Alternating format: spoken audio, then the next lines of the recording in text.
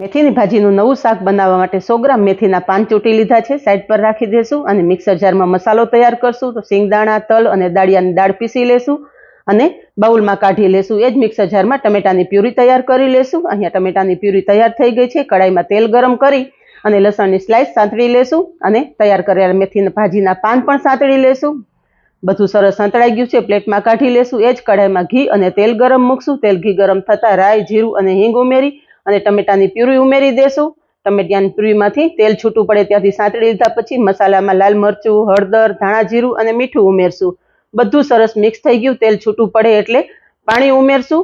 પાણી પણ કડાઈમાં ઉકળી ગયું છે તો તૈયાર કરેલો પાવડર ઉમેરી દેશું અને થોડીવાર ઢાંકણ ઢાંકી દેશું. હવે તૈયાર કરેલી મેથીની ભાજી ઉમેરી દેશું. બધું સરસ મિક્સ કરી લીધું છે. સારી રીતે મિક્સ થઈ ગયા પછી લીંબુનો રસ, ખાંડ અને થોડી ધાણા ભાજી ઉમેરશું. ફૂલ રેસીપી તમને કાઠિયાવાડી સ્વાદમાં મળી જશે.